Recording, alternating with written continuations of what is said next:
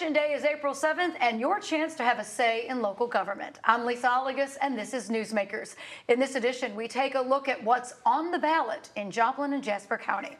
We will talk with City of Joplin staff about Proposition Police and Fire, with the superintendent of Joplin Schools, and a planning committee member about the proposed extension of a bond for facility upgrades, and with our county clerk about turnout for April elections and countywide issues.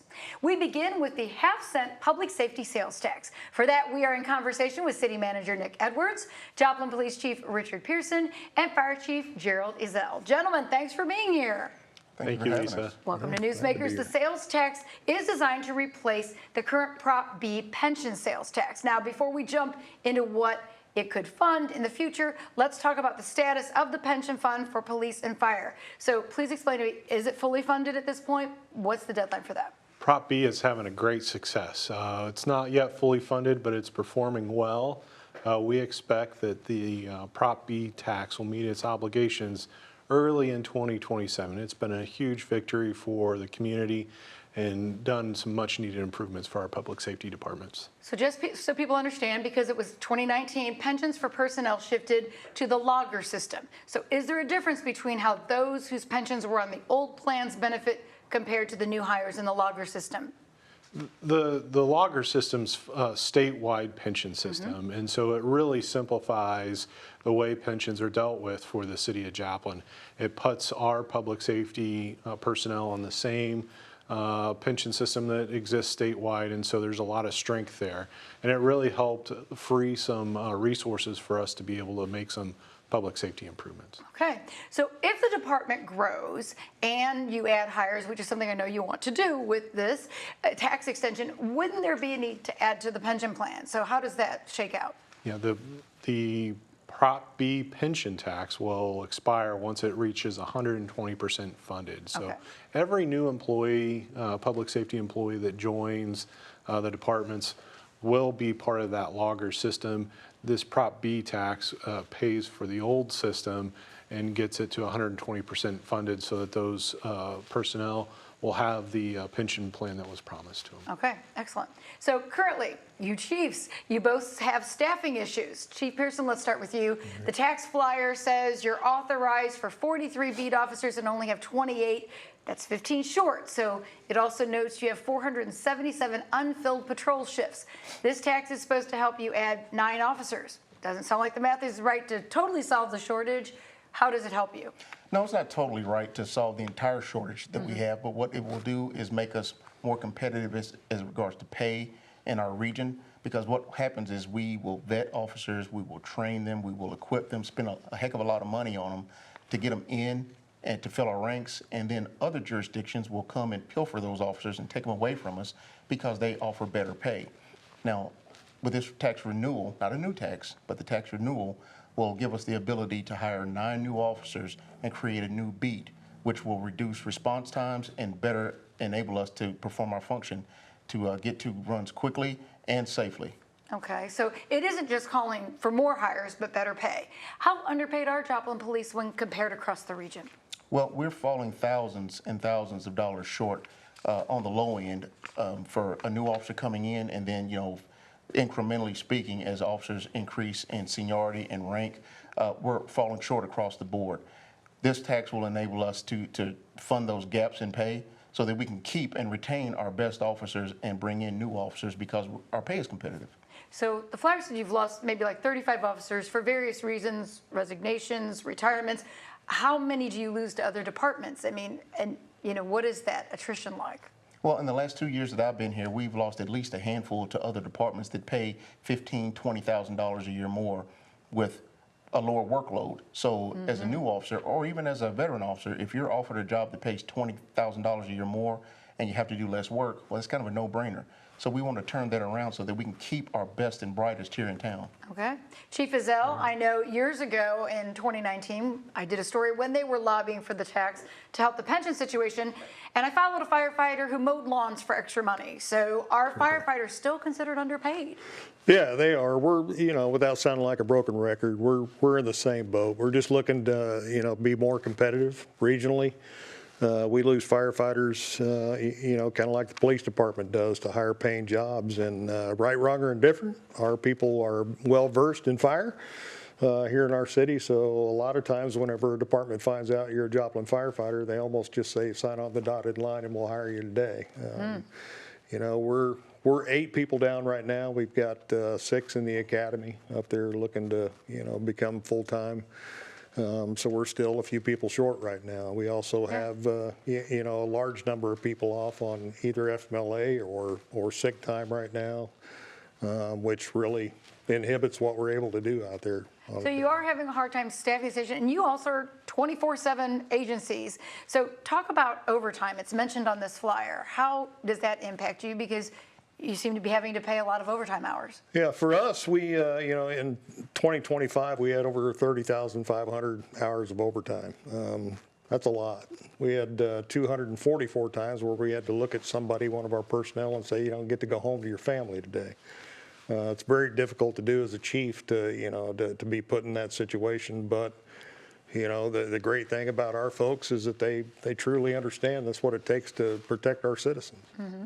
Now, this is a question for both of you, chiefs. Are calls for service increasing, and how does that exacerbate the problem of staff shortages?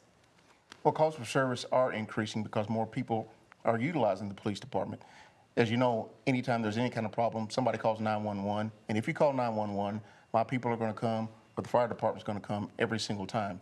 So our calls for service are increasing, but conversely, our staffing levels have decreased. So that puts a lot of pressure on the officers that we have now to do a lot more work with a lot less people. Okay. So, Nick, citizens might ask, why is it that we need a separate tax? Can the city not allocate more funds toward public safety? So tell us a little bit, how much does the city budget now for police and fire staffing, and why can't that just simply go up? Yeah, the police and fire departments are in great need of this new funding. This is not a tax increase. This is continuing an existing sales tax that's earmarked specifically for public safety. Our general fund is the source of funding that helps pay for a lot of city services. Currently, police and fire are close to 70% of that general fund. So that leaves very little room for things like code enforcement or planning or development or building inspections or all the other operations of the city. So having this new funding source would allow for about a $10 million investment into public safety, and it really would go a long way in helping Joplin thrive now and into the future. All right, so we did mention that it is an extension of the tax that already exists. Chief Pearson, besides pay, which is a big deal, and what other things would this tax support for the police department? What kinds of equipment and things? It will allow us to do other things that we currently can't do. I would like to start some other units within the police department, a cold case unit, motorcycles, a dedicated domestic violence detective, but we can't do those extra things while we're just trying to keep our heads above water. And if we can get this influx of income to the police department and the fire department as well, we'll be able to provide more services for the city of Joplin and make the city a lot safer. It'll also fund the take-home car program that we have implemented, which is another recruitment and retention tool to bring more officers into the area to provide the services that we need.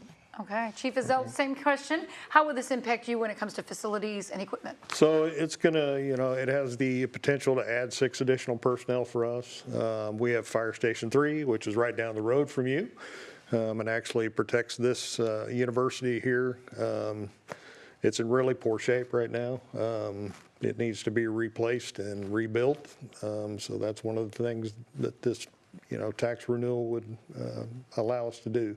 We also have a ladder truck that is due to be replaced and a rescue truck that's due to be replaced. So that would come out of this as well. And obviously those are sizable purchases. Oh, You absolutely. can make easily. Yeah. So how can the average citizen expect to be impacted financially? Nick? Well, that's the great feature about this proposal is it's a no tax increase. So current sales tax is set to expire once it reaches its obligations, and then a new tax would pick up in its place and continue on. So the change in rate wouldn't change, and it would be a dedicated investment towards public safety. Why stick with a half-cent sales tax when, like the county has a quarter-cent law enforcement safety tax that does seem to raise a fair amount of funds? Well, the city is tried numerous different ways of funding police and fire expenditures. Just a couple years ago, there was a property tax that was proposed. We've used the use tax. Sales tax seems to be the best way for this community to fund local government needs. The sales tax applies to visitors that are visiting the community, so those costs aren't solely borne to Joplin residents. And it's proven to be a stable source of revenue for us and will greatly improve our police and fire departments. So the tax that is expiring that you want to continue had a sunset clause. This extension of that tax would not. So why no sunset clause? Yeah, we're talking about making generational investment into our police and fire departments. So things for pay and for staffing, those are expenditures that will continue now and into the future. And so it's important that it not have a sunset so that it can we can see those benefits for many years to come. All right. Thank you all, gentlemen, for sharing all this information about the proposal. Thank you. Thank you. Thank you. We're going to take a break. When we come back, we talk with the Joplin RA School District about the proposal on the ballot to extend a bond. As we go to break, a look at the candidates also on the ballot April 7th.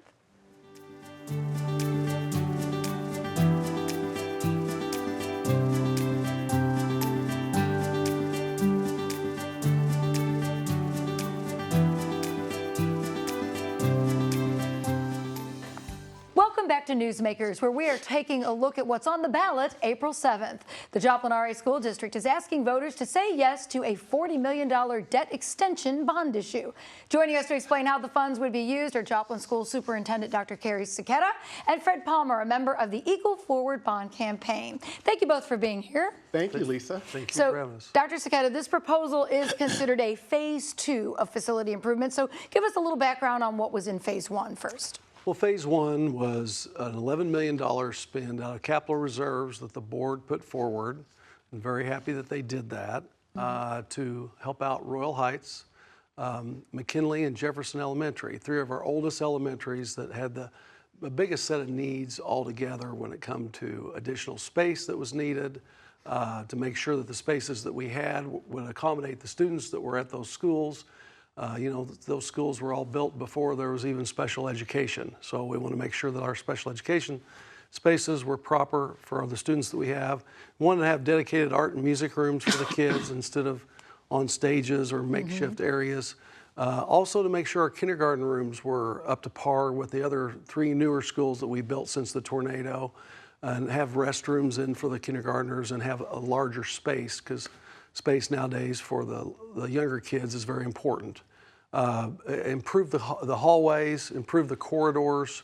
The libraries all needed a vast improvement because it had been a long time.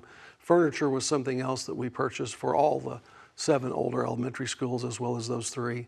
And then, if the bond issue passes, then we want to do some more site improvements to improve pickup, drop-off, safety. And the last thing was pre-K expansion. We have 3 of our schools across the district have 4-year-old classrooms, and they've been wildly popular, and it's a really good way to get kids ready for kindergarten. All right, so now it's time for phase 2. Let's talk about the upgrades that are included. It mentions classrooms, windows, and even safety. So tell us about that.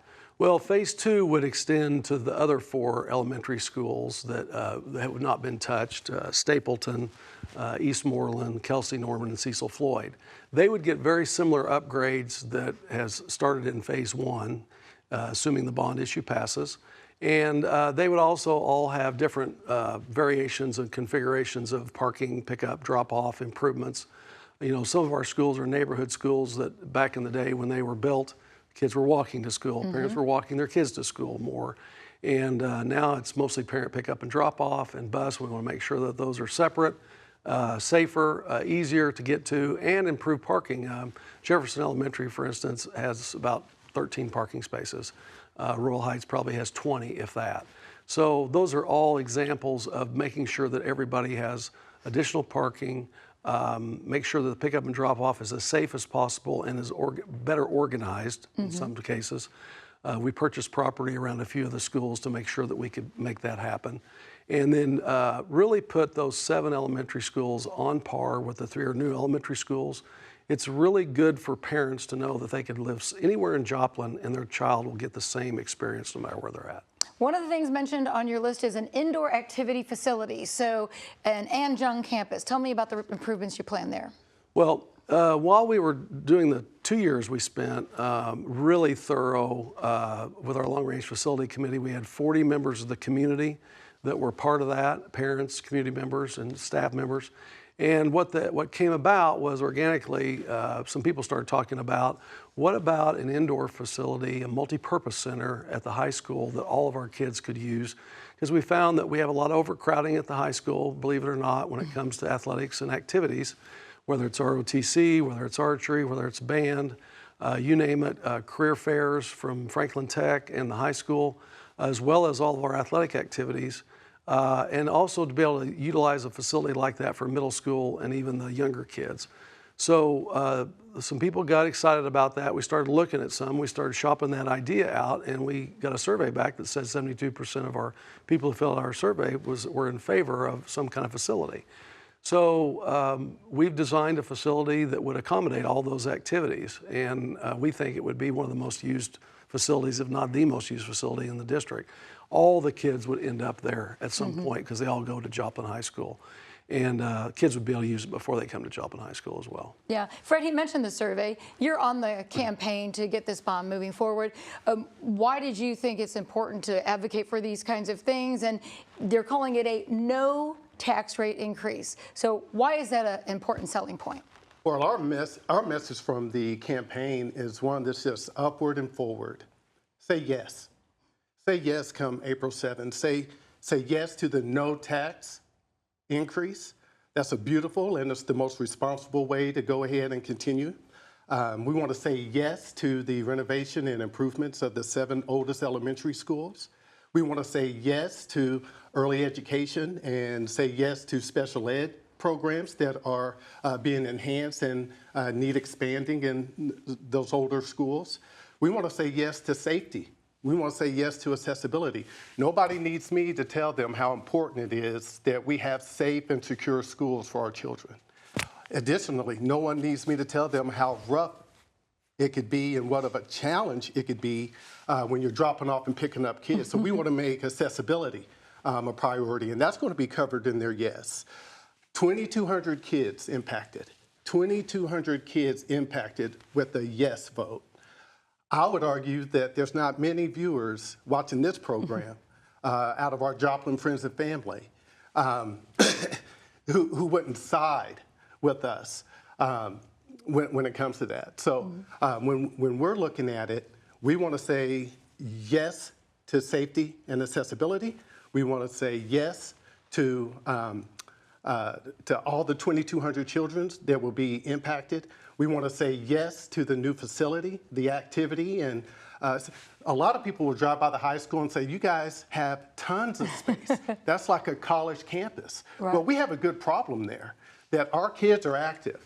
We want kids to be more active, less screen time, more activity, put those tablets down. Yeah. Also important to us to get the message out, don't stay at home with your yeses. We need your yeses. Because this is a bond, Lisa, we need 57% of the vote. We need a supermajority to pass. So a lot of folks out there might be thinking, hey, I can get behind this. This is for our kids. This is for our students. This is a no-brainer. It'll pass. No, don't sit at home on your yeses. Yeah. Go out and vote yes. All right.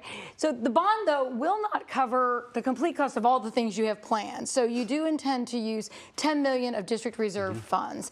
Why tap those, and what impact would that then have on your reserve funding? Well, this was a good way for us to really show the community that the district has skin in the game with reserves that are there, that we're able to fiscally be responsible over the last several years. And it is a bigger spend. The whole spend would be $61 million. 41 million of it would be the bond. And so we've kind of sandwiched those two reserves around that $40 million to make sure that we could go all the way. The elementary schools was the last thing that really needed. You know, it wasn't that long ago that we had trailers at some of our schools. And the board about 12, 15 years ago said we're going to get rid of all the trailers. And we finally did about 5, 6 years ago. And now it's time to have kids in buildings and make sure that in additionals additions around some of the buildings to make sure that they have the same best experience as those other schools. And talk to me about Jung Stadium. There's some work that you want to have done there. Yeah, so the indoor facility, the multipurpose center would be after, the elementary schools are first, and the indoor facility would be also part of the bond for certain. We feel very comfortable that those bids will come in well under what we're projecting. But if money is still available, what we would do it, Buildings, Grounds, and Transportation probably hasn't had a lot of upgrades since the 60s or 70s. The building's old. We need more restrooms there. Our bus drivers, our utility crews, we have secretaries over there. We have custodians over there. It's a multi-use facility.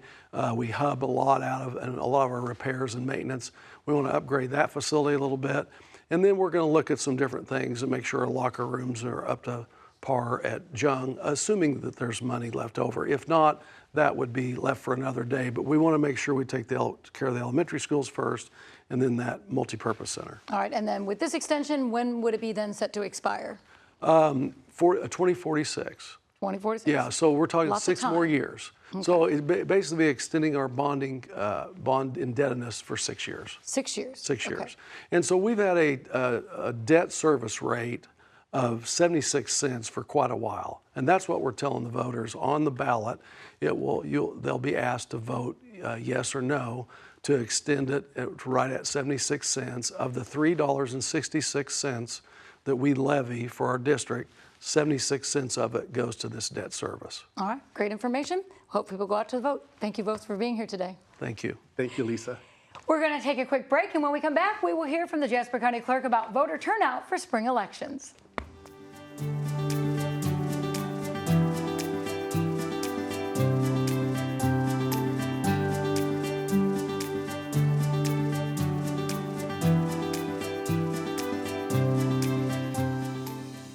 We're back. In this Newsmakers, we are looking at what's on the ballot April 7th. Joining our conversation now is Jasper County Clerk Charlie Davis. Welcome, Charlie. No, thank you for letting me be here. Glad to have you here. Spring and local elections are notorious for low turnout. So what are the statistics you hope to change this election time?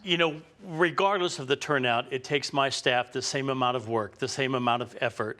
As a matter of fact, sample ballots, there are 60 different ballot types this election because we have school boards, city council, ward elections that are on the ballot. So it's very difficult. April elections are actually the most difficult elections, not because of volume, but because of how we have to run the elections. And unfortunately, it is the election that takes the most amount of work, and it has the least and the lowest turnout. We usually see maybe an average of 10 to 12 to 14% turnout during the April elections. And if you understand how important it is for April election turnout, these are the elections that affect us on a daily basis. We're electing our school board members that are going to teach and educate our kids. We're electing city council members that are going to pave our roads and take care of the cities. There are tax issues that are going to be on the ballot. So these April elections, to me, are really more important than the other elections because it affects us every day. Right. Now, Joplin, we've talked about, isn't the only community with issues on the ballot. Let's talk about the county-wide issue. This will be everyone voting in Jasper County, and it's about exemptions from tax increases on a primary residence. Please explain what this question is for me and for voters. Very, very difficult to understand. Well, if you understand where it came from the special session last year when they were trying to vote on the stadium tax bill to try to keep the Kansas City Chiefs in Missouri, and they didn't have enough votes. So they ended up saying, hey, would you vote for it if we give you some property tax reform in there? And each senator had the opportunity to choose what their counties were going to do. Okay. Some counties were totally exempt, which means they will not see an increase in their property taxes. Some counties are seeing, like ours, a cap of 5% or consumer price index. And a lot of counties did not even have to participate in it. Right. So it is something that is out of the stadium bill from last September. So if we vote for this, is it going to happen? So if you vote for this, it's going to then cap our property Correct. taxes? So you asked the question, will it happen? Well, it's in the courts right now. Already. The courts are trying to determine if what the legislature did was actually legal or not. Some people believe that because of Hancock, since you have different counties having different tax rates, it's unconstitutional because it should be fair across the state. So we're waiting for the court. We were praying that the court would make a decision before the April election. As a matter of fact, 31 counties went to court in January for an injunction to not require us to put it on the ballot until after the court determines whether it's constitutional, because Jasper County is paying $36,000 to put this on the ballot for something the court might next month determine is unconstitutional, and we wasted all of that money. All right. So, but it so we would need, be a cap of our property taxes if you voted yes. Absolutely. What it will do is it will cap a increase of no more than 5% or what the consumer price index, whichever is higher, every year. So you can look at it two ways. It caps it, so it will not increase more than 5% per year, or you can look at it as it allows the county to raise the property tax no more than 5% per year. And it is basically only on your homestead. Homeowners, where they sleep every night, that's their homestead. Has nothing to do with commercial property, agricultural property, or personal property. Only on your real property where you sleep, your homestead, your house. All right. So I know Carterville voters might have a city sales tax issue. Sarcoxy might have some of these. What are some of these other issues that are out there? Of course, like you said, Carterville has a sales tax increase on the ballot. They're trying to find ways to help pave their roads and take care of their responsibilities. We have Diamond School wanting to continue their four-day school week. We have bond issues, just like Dr. Zecchetta just talked about recently, that is going to allow, with a no property tax increase, a $40 bond, so that way they can get ready to work on some new buildings. 40 million. So let's talk about what should voters be prepared to bring with them? Are there any new rules this year? Nope, there are no new rules. We still follow Missouri statute. Says that you are required to show a photo ID. So we ask people when they come to the polls, make sure that you bring your Missouri driver's license, a passport, maybe even a veteran's ID, a military retirement ID, but it is something that has to have a picture on it, and it has to be issued by the state of Missouri or the United States government. But we also have absentee voting going on all the way from today until the Monday, 5 p.m. before the election. So if you're going to be out of town, if maybe you're going to be a doctor, or maybe you're a firefighter or in law enforcement, you can come to our courthouse in Carthage or the courts building in Joplin and vote absentee. And it kind of takes the burden off of you, because we know sometimes it's hard to get up at 6 o'clock in the morning before work because voting opens at 6 and closes at 7. So you can vote absentee, and we kind of encourage people to do that, especially the last 2 weeks. You don't have to have an excuse. All right. Come by our courthouse and we'll get you voting. All right. Charlie Davis, thanks for all the information. My pleasure. Appreciate it. That wraps up this edition of Newsmakers. Be sure to exercise your voice in government by voting April 7th. Thanks to our guests, and thank you for watching Newsmakers.